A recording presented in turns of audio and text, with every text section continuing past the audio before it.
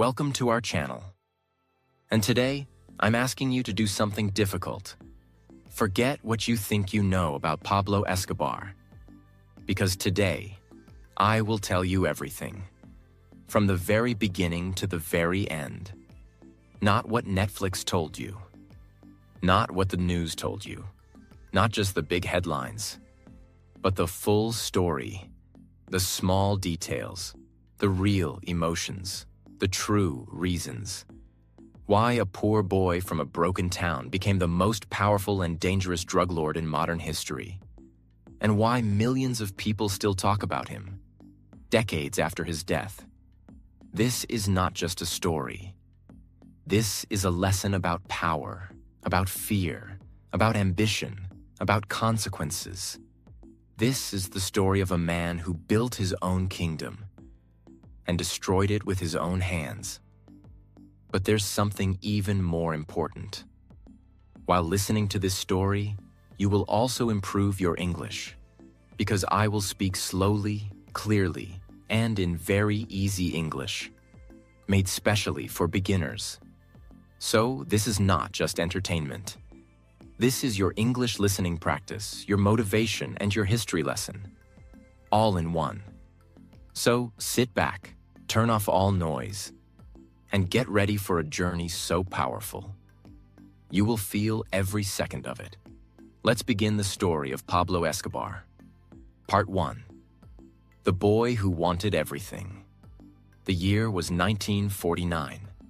The place, a small town called Rio Negro in Colombia, a country in South America. Colombia was poor, full of violence. And in the middle of that chaos, a baby boy was born. His name was Pablo Emilio Escobar Gaviria. His family had nothing special. His father, Abel, was a simple farmer who worked with his hands in the hot sun. His mother, Hermilda, was a school teacher, soft-spoken, educated, but strict. They had 7 children, and Pablo was one of them. They didn't live in a nice home.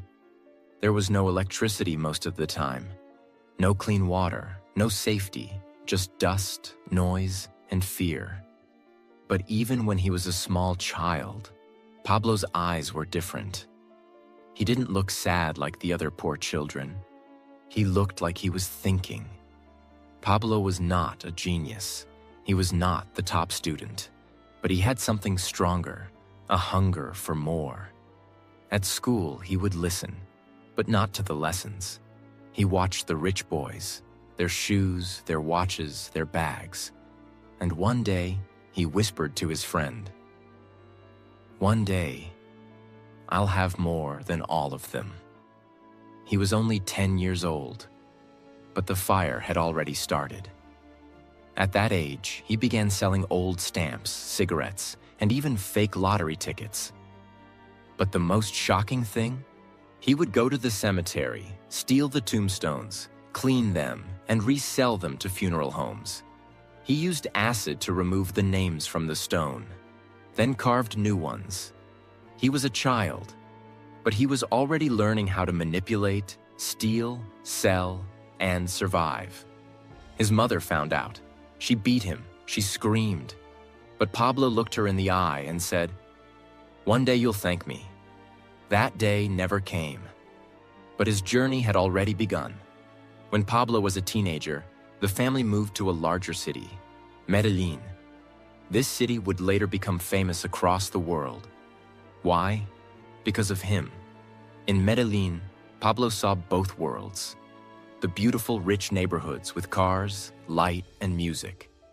And the dark, violent slums where children starved. He didn't want to study. He didn't want a slow job. He wanted power. So he dropped out of school and joined a group of small-time criminals. At first, they just stole cars and radios. Then they started stealing televisions, furniture, even guns. And Pablo made money fast, not just by stealing, but by organizing others. He became a leader, young, silent, and dangerous. In the early 1970s, something happened in Colombia. A new drug was becoming popular in America, Cocaine. It was white, it was addictive, and it could be sold for 10 times more in the US than in Colombia. Pablo saw the opportunity. He began working with small producers in the jungle. They would make cocaine in labs hidden in the mountains. Pablo would transport it. At first, it was simple. 1 suitcase, then 2. Then planes full of cocaine. He used old runways. He paid airport staff. He bribed police, judges, soldiers, anyone who could stop him. And he paid them well. Very soon, he was making hundreds of thousands of dollars every month. More than doctors, more than businessmen. And he was just 25 years old. But with money came danger. One day, a policeman stopped a truck carrying cocaine. Pablo's men were arrested. He had 2 options. 1, let it go, lose money, accept the risk. 2, send a message. He chose number 2. That policeman was found dead the next morning, and a note was left on his chest. Don't touch my business. This was the first confirmed kill by Pablo Escobar. It would not be the last. In fact, it was only the beginning. By 1975, Pablo Escobar had created the Medellin cartel, a powerful drug organization. He partnered with people like Gustavo Gaviria, his cousin and financial brain, Carlos Lader, an airplane expert, Jose Gonzalo Rodriguez Gacha, known as El Mexicano. Together, they created a system. Cocaine was made in hidden labs, loaded into small planes, flown into Florida and California, sold by dealers in US cities. And the money? It came back in suitcases, millions and millions of dollars, every week. Soon they were making so much money that Pablo could not hide it. He began burying cash in the ground, in walls, in secret rooms. Rats ate about 10% of it every year, and he didn't care. He had more than he could count. By the late 1970s, Pablo Escobar was no longer just a criminal. He was now a king in the eyes of many. He gave food to the poor. He built schools and hospitals. He gave away houses to people living in the slums. He even built a neighborhood and called it Barrio Pablo Escobar. The poor called him El Patron, the boss, the Robin Hood of Medellin. But behind that smile, he was creating a machine of terror, money, and silence. If someone talked, they disappeared. If someone betrayed him, their family died too. And still the poor kissed his hands. This was the beginning. A poor boy from a forgotten town, now the richest criminal on earth. But power has a price, and soon the world would come for him. Part 2. The King of Cocaine. Pablo Escobar was no longer a thief, no longer just a smuggler. By 1980, he was becoming something far more dangerous. He was now a global businessman. But his business wasn't coffee, it wasn't oil, it was cocaine.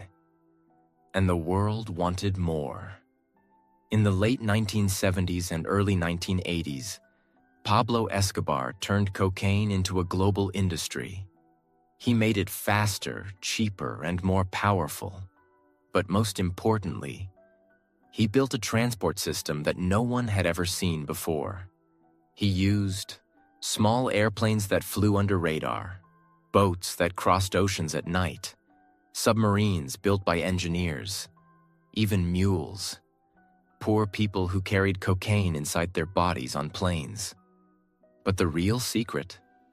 Pablo controlled the entire chain. He paid the farmers who grew coca leaves. He built the secret labs in the jungle. He managed the transport. He handled the money. No middlemen, no outsiders, only his people, only his rules, and the system was perfect. By 1982, the Medellin cartel controlled 80% of the world's cocaine supply. That's 4 out of every 5 bags of cocaine used in the world. Coming from Pablo. Now let's talk about money. Pablo Escobar became so rich that normal banks couldn't hold his cash. He made up to $60 million a day. That's $420 million every week. That's $1.7 billion every month. What did he do with all that money? He bought private airplanes, bought mansions all across Colombia, built his own private zoo filled with elephants, hippos, giraffes, and exotic birds, owned a private airport on his estate called Hacienda Nápoles, bought hundreds of luxury cars, gave away millions to the poor, buried cash in the jungle, in houses, and under the ground. He spent $2,500 a month just on rubber bands to hold the money. And he lost over $1 billion a year because rats were eating the cash he hid. But he didn't care, because more money was coming every single hour. But Pablo wasn't the only drug lord in Colombia. There was another rising cartel, the Cali cartel. They were smarter, more quiet, more patient. But Pablo, he believed in control, not peace. So he started to fight. He ordered attacks, bombings, assassinations. If a police officer arrested one of his men, he killed them. If a judge sentenced someone from his cartel, the judge disappeared. Pablo had a rule: plata o plomo, silver or lead. It meant, take my money or take my bullet, and most people took the money. He had an army of soldiers, hitmen, lawyers, accountants, politicians, and even police officers who worked for him secretly. He had created a shadow government, a second Colombia ruled by fear and money. But Pablo wanted more than money. He wanted respect. He wanted to be seen as a leader, not just a criminal. So in 1982, he entered politics. He joined a small political party and ran for Congress. And surprisingly, he won. Yes, a drug lord became an official member of the Colombian government. He gave speeches, he wore suits, he promised to help the poor, and he even dreamed of becoming president one day. But many people in the government knew the truth. One of them was a brave man named Rodrigo Lara Bonilla, the Minister of Justice. Rodrigo spoke out. Pablo Escobar is not a leader.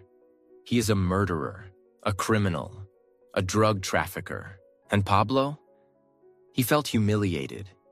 No one had ever said those words about him. Not in public. So one night in 1984, as Rodrigo Lara was driving home, gunmen on motorcycles pulled up. They opened fire. Rodrigo was killed instantly. That killing changed everything.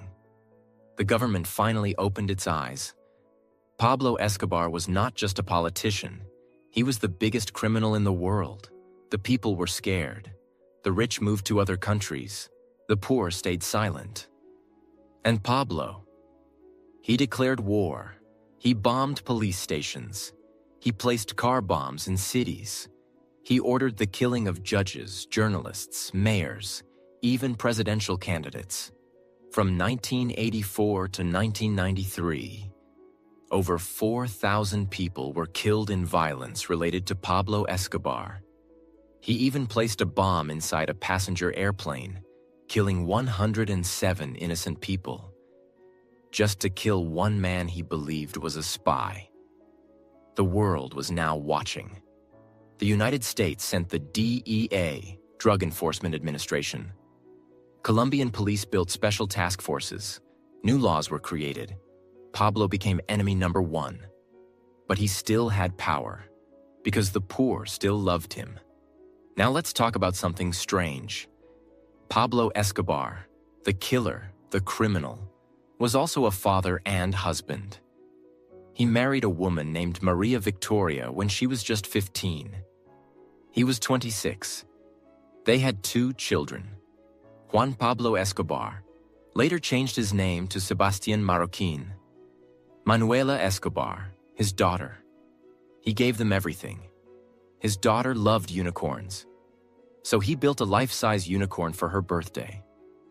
Once the police were hunting him in the jungle, his daughter was cold.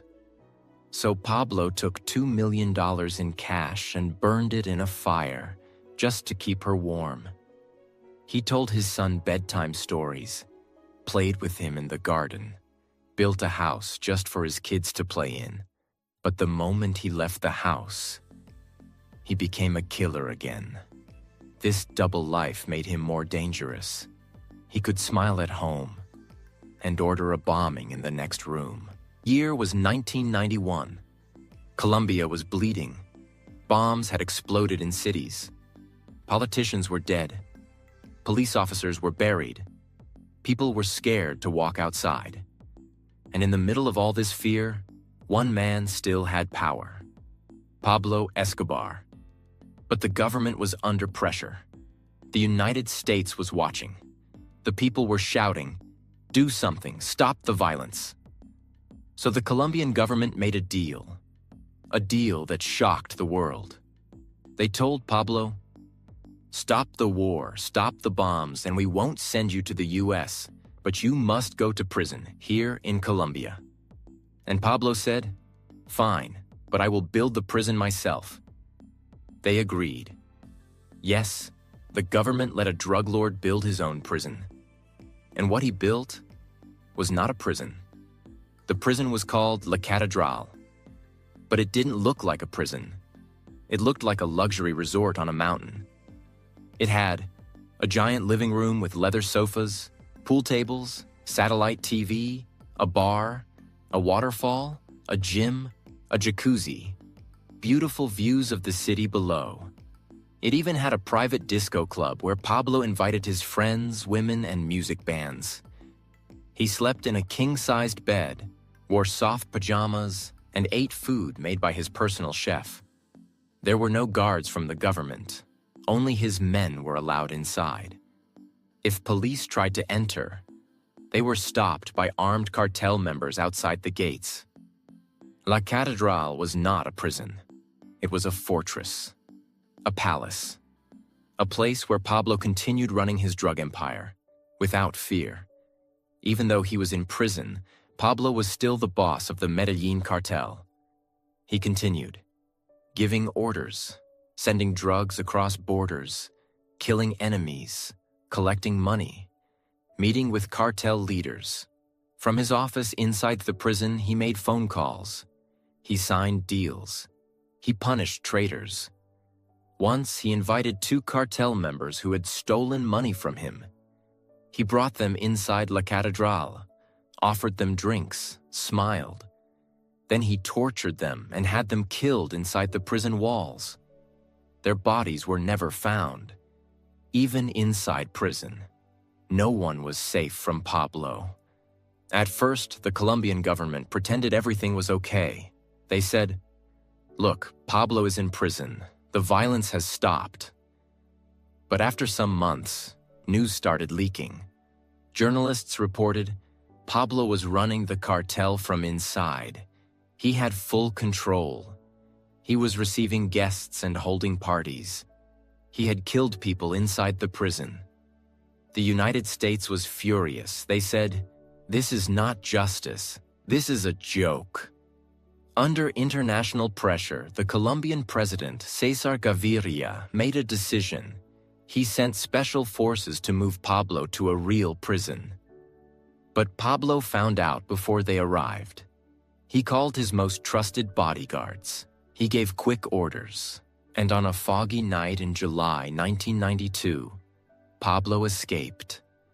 After escaping La Catedral, Pablo disappeared. He knew the jungle. He knew the mountains. He had safe houses, secret tunnels, and hundreds of people willing to help him. The government searched everywhere. Helicopters flew over forests. Roads were blocked. Phone lines were tapped. But Pablo was gone. He moved at night. He never stayed in one place too long. He used young boys as messengers, old women as lookouts, and priests as contacts. The man who had once ruled a country was now hiding like an animal. But he was still dangerous. He ordered car bombs. He killed anyone he thought had betrayed him. He paid cash to the poor for protection. He continued to control what little was left of the Medellin cartel. Now the war was no longer just Colombia versus Escobar. It was the entire world. The U.S. sent special units to help catch him. They worked with the search block, a Colombian military unit created just to find Escobar. But that wasn't the only problem for Pablo. A new group had formed, Los Pepes, short for Perseguidos por Pablo Escobar, people persecuted by Pablo Escobar. This was a secret death squad. It was made of enemies of Pablo, families of victims, former police officers, even some members of the Cali cartel. They began killing Escobar's people, burning their houses and leaving warning notes. Los Pepes didn't care about laws. They only wanted one thing: revenge. Now Pablo wasn't just being hunted by the government. He was being hunted by everyone. Pablo's family was suffering. His wife and children were moved to a secret location. They had no phones, no freedom, and lived in fear every day. His son, Juan Pablo, later said, "We were trapped in a golden prison. We were safe from others, but not from the pain." Pablo was alone most of the time. He used old radios to communicate. He changed locations constantly. He stopped trusting even his closest men. He was losing control. Money was harder to move. His men were dying. His enemies were growing stronger. And his face was now on every wall, every news channel, every wanted poster. In December 1993, Pablo was tired. He had been hiding for 17 months. He was no longer powerful. He was running out of options. His empire had crumbled. The year was 1993. Pablo Escobar was no longer a king, no longer a businessman, no longer even a full man. He was tired, lonely, paranoid, and weakened. His enemies were closing in from all directions. His money was stuck.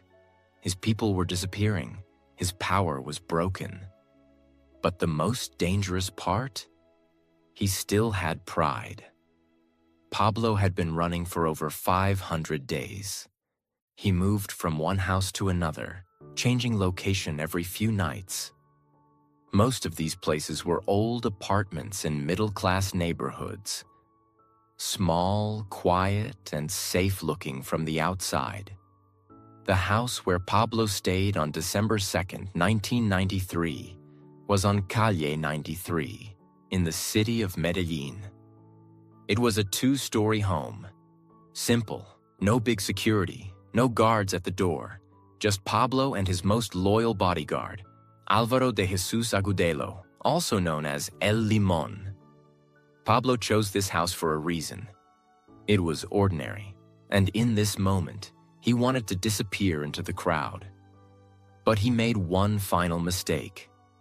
That morning, Pablo Escobar woke up before sunrise. He was nervous. His beard had grown longer. His hair was messy. He looked like a different man.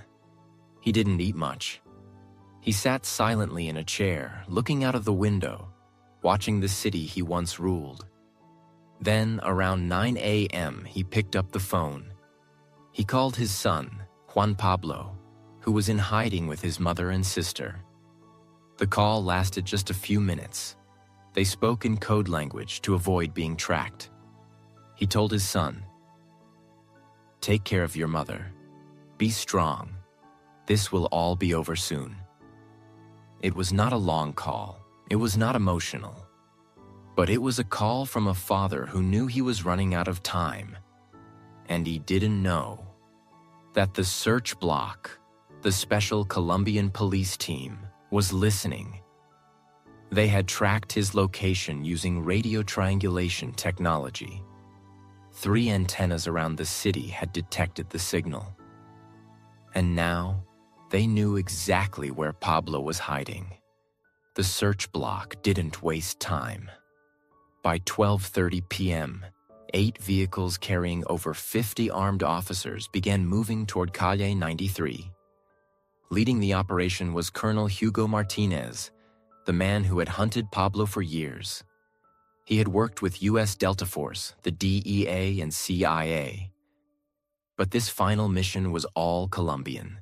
They wore plain clothes, used unmarked cars, moved quickly, quietly, without any sound. As they approached the house, Pablo and El Limon were still inside, unaware that death was only minutes away. Suddenly, Pablo heard a noise. It was small, maybe the sound of a radio, maybe a footstep.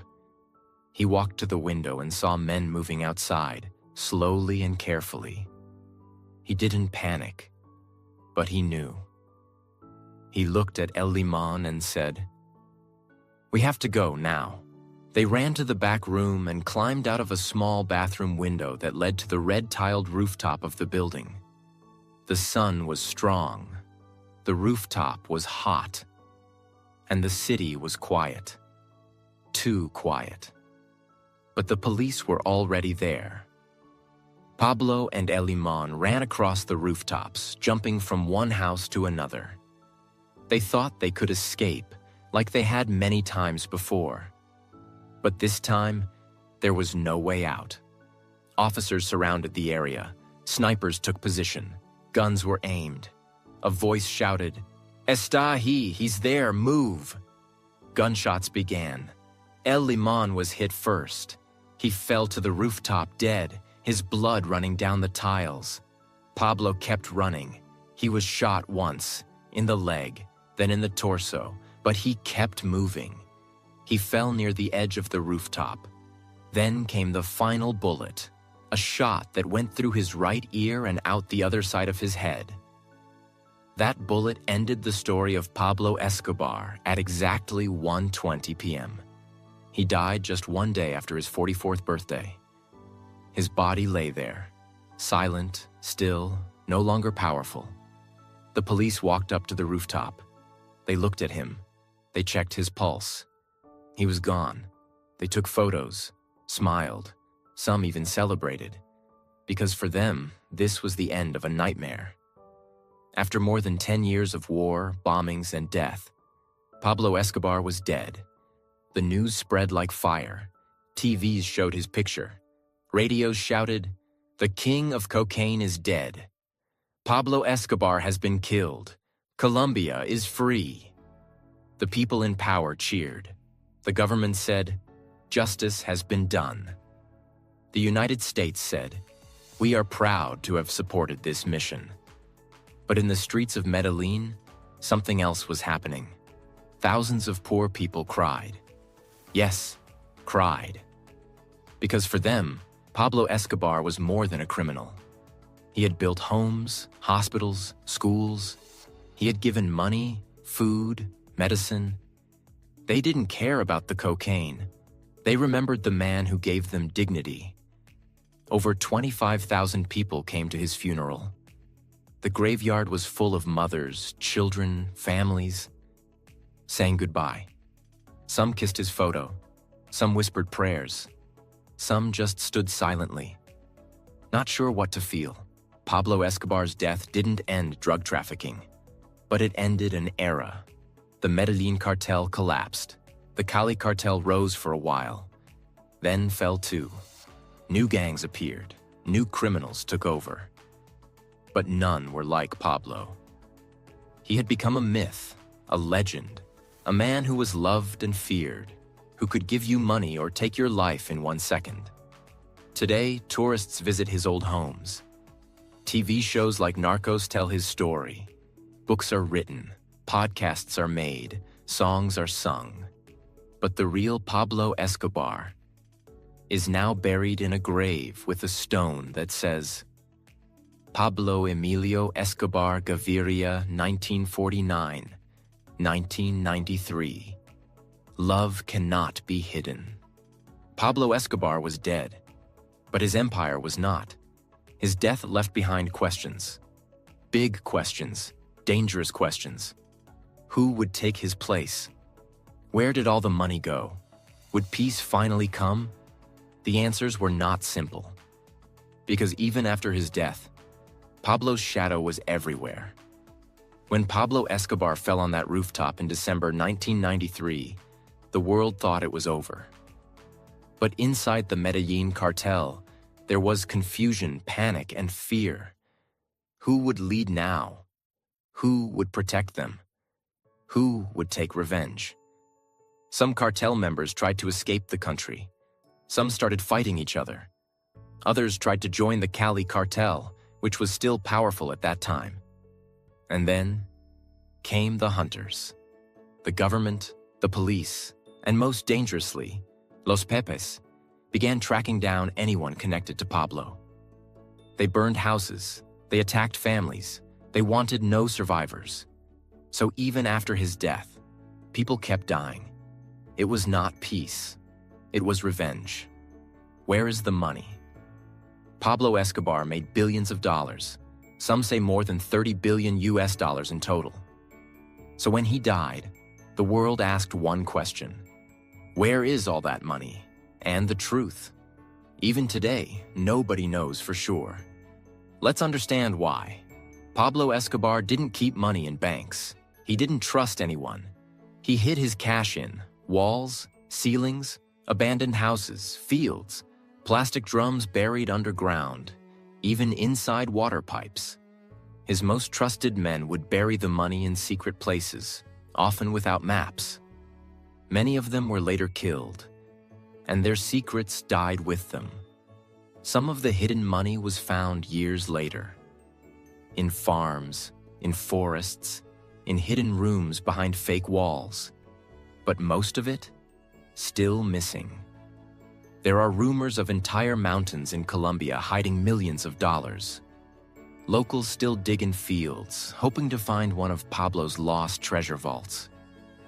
But till today, more than $10 billion is still unaccounted for. Pablo had trusted many people during his rule, but after his death, those same people turned against each other. Some ran to the police. Others made deals with the US. A few even helped Los Pepes kill other cartel members just to protect themselves. One of his most trusted men, Popeye, John Jairo Velázquez, who had killed hundreds of people for Pablo, surrendered to the authorities. He later said, "When Pablo died, everything we knew was finished. Loyalty ended, survival began. It was now every man for himself." Pablo's wife, Maria Victoria, and their 2 children were in serious danger. Not just from the police, but from cartels, revenge groups, and even former friends. No country wanted to give them asylum. Nobody wanted to accept the family of the world's most feared drug lord. They traveled to Germany, Mozambique, South Africa, Ecuador, Peru, Brazil, all rejected them. Finally, in Argentina, they were allowed to enter, quietly, secretly. They changed their names. Pablo's son, now known as Sebastián Marroquín, tried to live a normal life, but the past always followed him. One day, he opened the newspaper. It said, "Pablo Escobar's family is living in Argentina." He lost his job. His friends stopped talking to him. His life collapsed again. But he did not hide. He wrote a book. He gave interviews. He apologized to the victims of his father's crimes. And he said, "I forgive my father, but I do not forget the pain he caused." Many of Pablo's properties were taken by the government. Hacienda Nápoles, his massive estate with a zoo, airport, and mansions, was turned into a tourist park. Some houses were destroyed. Others were left empty, slowly falling apart. But the people who live near those houses say strange things. They say, you can hear gunshots at night. You can see shadows on the walls. You feel a heaviness in the air. Some say the spirit of Pablo Escobar still walks there. It may be superstition, or maybe it's just the weight of the pain he left behind. After his death, Pablo Escobar's body was buried. But his name was not.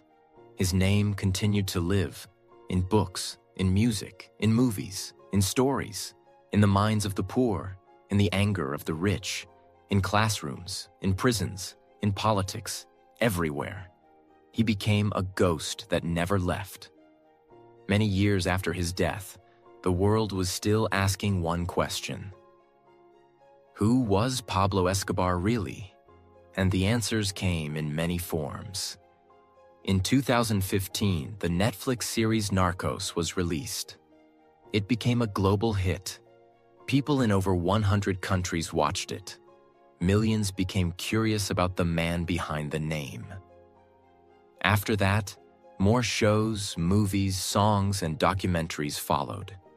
Pablo was shown as a criminal mastermind, a loving father, a violent killer, a man full of contradictions. But none of them showed everything, because his story was too big for just one screen. In Pablo's hometown, Medellin, things changed. For years, the city was full of pain. But now, tourists came, not to relax, but to learn. They visited La Catedral, the prison he built; Hacienda Nápoles, now a public zoo and theme park; his grave, where people leave flowers and letters.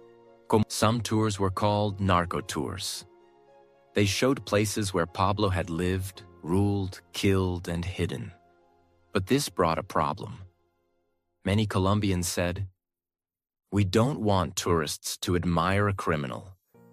We want them to understand the pain." So the city changed the way tours were given. They made sure people knew, this is not a hero story. This is the story of what Colombia suffered and what Colombia survived. Because for the people who lived through it, Pablo was not entertainment. He was real. Even today, Colombians are divided about Pablo Escobar. Some say, he destroyed lives. He killed thousands. He brought shame to our country.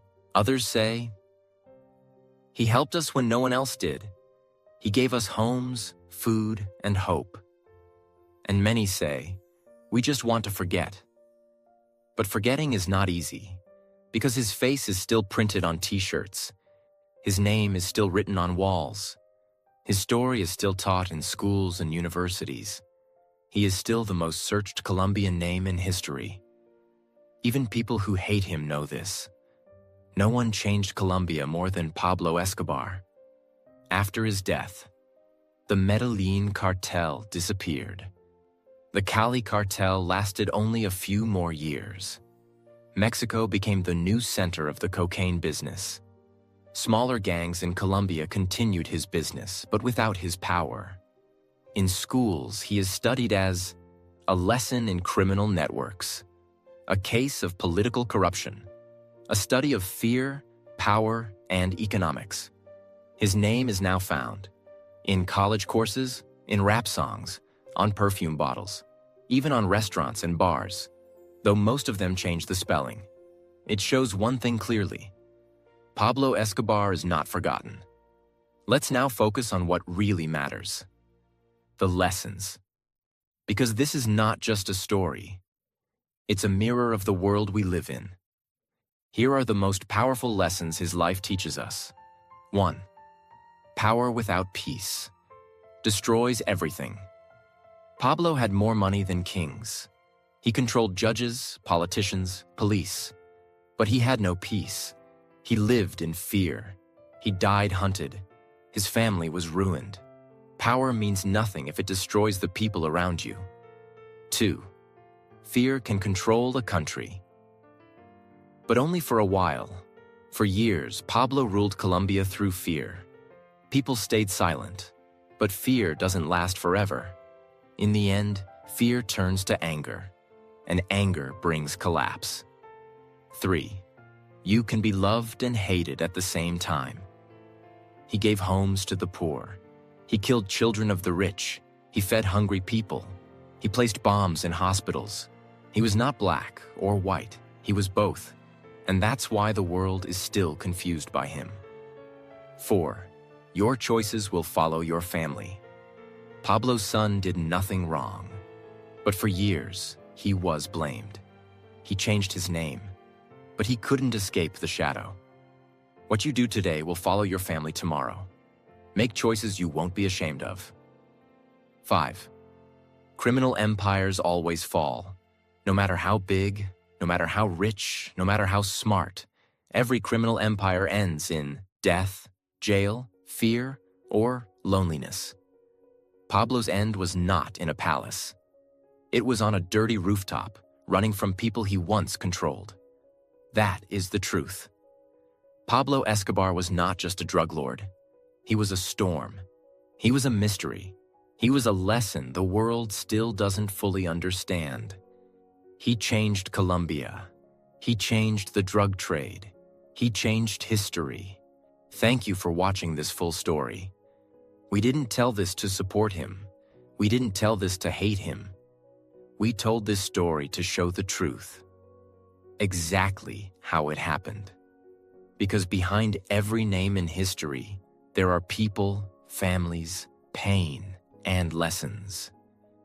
If this story touched you, if it helped you understand life better, if it helped you improve your English, then please subscribe to this channel so we can keep sharing more real stories, more powerful lessons, and more learning for all of us. Take care of your family. Stay kind.